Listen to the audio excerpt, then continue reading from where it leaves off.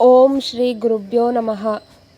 ಸಾತ್ವಾರಾಮಂ ನಿಜಾನಂದಂ ಶೋಕಮೋಹ ವಿವರ್ಜಿತಂ ಸ್ಮರಾಮಿ ಮನಸಾ ನಿತ್ಯಂ ಶ್ರೀ ವೆಂಕಟಾಚಲ ದೇಶಿಕಂ.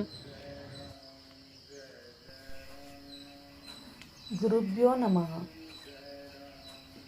ಎಲ್ಲ ಗುರುಬಂಧುಗಳಿಗೂ ಪ್ರಣಾಮಗಳು. ಇಂದಿನ ಗುರುವಾಣಿಯಲ್ಲಿ 1 ವರ್ಷದಲ್ಲಿ 2 ಮಕ್ಕಳು. ಒಮ್ಮೆ ಗುರುಬಂಧು ಒಬ್ಬರು ತಮ್ಮ ಮನೆಯಲ್ಲಿ ಅವರಿಗೆ ಮಕ್ಕಳಾಗಿರದ ಕಾರಣ ಕೊರಗುತ್ತಾ ಗುರುನಾಥರ ಭಾವಚಿತ್ರದ ಮುಂದೆ ಕುಳಿತು ಪ್ರಾರ್ಥಿಸಿದರು. ಮರುದಿನ ಈ ಲೇಖಕನ ಕನಸಿನಲ್ಲಿ ಬಂದ ಗುರುನಾಥರು, ಇಂಥವರಿಗೆ ಫೋನ್ ಮಾಡು, ಅವರದೇನು ಚಿಂತೆ ವಿಚಾರಿಸು ಎಂದರು. ಆಗ ಅವರ ಪರಿಚಯ ನನಗೆ ಅಷ್ಟಾಗಿ ಇರದಿದ್ದ ಕಾರಣ ಅವರನ್ನು ಸಂಪರ್ಕಿಸಲು ಅವರ ದೂರವಾಣಿ ಸಂಖ್ಯೆ ನನ್ನಲ್ಲಿ ಇರಲಿಲ್ಲ. ಅವರ ಪರಿಚಿತರೊಬ್ಬರಿಂದ ದೂರವಾಣಿ ಸಂಖ್ಯೆಯನ್ನು ಪಡೆದು ಕರೆ ಮಾಡಿ ವಿಚಾರಿಸಿದಾಗ ಅವರು ಗುರುನಾಥರ ಭಾವಚಿತ್ರದ ಮುಂದೆ ಕುಳಿತು ಪ್ರಾರ್ಥಿಸಿದ ವಿಚಾರವನ್ನು ತಿಳಿಸಿದರು. ನಾನು ಗುರುನಾಥರಿಗೆ ಈ ವಿಚಾರ ಮುಟ್ಟಿದೆ ಎಂದ ಮೇಲೆ ಏನಾದರೂ ವಿಚಾರ ತಿಳಿಸುತ್ತಾರೆ, ಯೋಚಿಸಬೇಡಿ ಎಂದು ತಿಳಿಸಿದೆ. ಆ ದಿನ ರಾತ್ರಿ ಮತ್ತೆ ಕನಸಿನಲ್ಲಿ ಬಂದ ಗುರುನಾಥರು ಅವರಿಗೆ ವರ್ಷದಲ್ಲೇ 2 ಮಕ್ಕಳು ಆಗುತ್ತವೆ, ಈ ರೀತಿ ಮಾಡಲು ತಿಳಿಸು ಎಂದರು. ಅದರಂತೆ ನಾನು ಅವರಿಗೆ ತಿಳಿಸಲು ಆ ದಂಪತಿಗಳು ಶ್ರದ್ಧಾಭಕ್ತಿಯಿಂದ ಗುರುನಾಥರ ಆದೇಶ ಪಾಲನೆ ಮಾಡಿದರು. 2ನೇ ತಿಂಗಳಲ್ಲಿ ಆಕೆ ಗರ್ಭಿಣಿಯಾಗಿರುವುದು ತಿಳಿಯಿತು.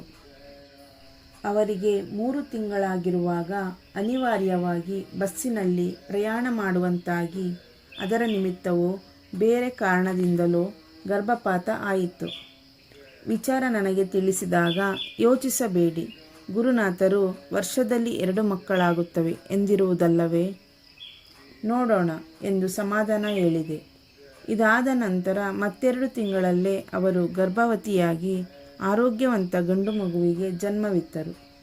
ಈಗಲೂ ಅವರು ಅವಕಾಶವಾದಾಗಲೆಲ್ಲ ಗುರುನಾಥರ ವೇದಿಕೆಗೆ ಹೋಗಿ ಬರುವ ಸಂಪ್ರದಾಯ ಇಟ್ಟುಕೊಂಡಿರುತ್ತಾರೆ. ಗುರುಭ್ಯೋ ನಮಃ. ಗುರುಭ್ಯೋ ನಮಃ. ಗುರುಬಂಧುಗಳಿಗೆ ಪ್ರಣಾಮಗಳು. ಇಂದಿನ ಗುರುವಾಣಿಯಲ್ಲಿ ಫ್ಯಾನ್ಸ್ ಗ್ರೂಪ್ ಕಳಚಿ ಬೀಳುವುದರಲ್ಲಿದೆ. ಟೈಪ್ ಮಾಡಿ. ಗುರುಬಂಧುಗಳೊಬ್ಬರು ತಮ್ಮ ವೃದ್ಧ ತಂದೆಯವರು ಅನಾರೋಗ್ಯಕ್ಕೊಳಗಾಗಿ ಆಸ್ಪತ್ರೆಗೆ ಸೇರಿಸಿದಾಗ ಮೆದುಳಿನಲ್ಲಿ ಬ್ಲಡ್ ಕ್ಲಾಟ್ ಆಗಿರುತ್ತದೆ. ಶಸ್ತ್ರಚಿಕಿತ್ಸೆ ಆಗಬೇಕೆಂದರು.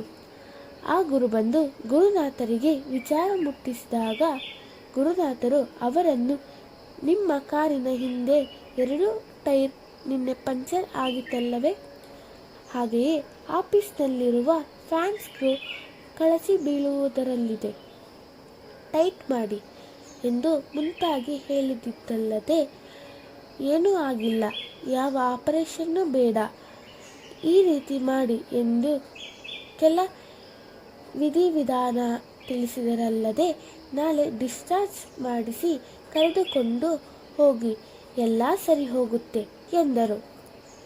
ಅವರು ಅದರಂತೆಯೇ ಮಾಡಲು ಮನೆ ಸೇರಿದ ಕೆಲ ಗಂಟೆಯಲ್ಲಿ ಚೇತರಿಸಿಕೊಂಡು ವೃದ್ಧರು ಮರುದಿನವೇ ಬಸ್ಸಿನಲ್ಲಿ ತಮ್ಮ ಸ್ವಂತ ಊರಿನ ಕಡೆಗೆ ಪ್ರಯಾಣ ಮಾಡಿದರು. ಗುರುಭ್ಯೋ ನಮಃ.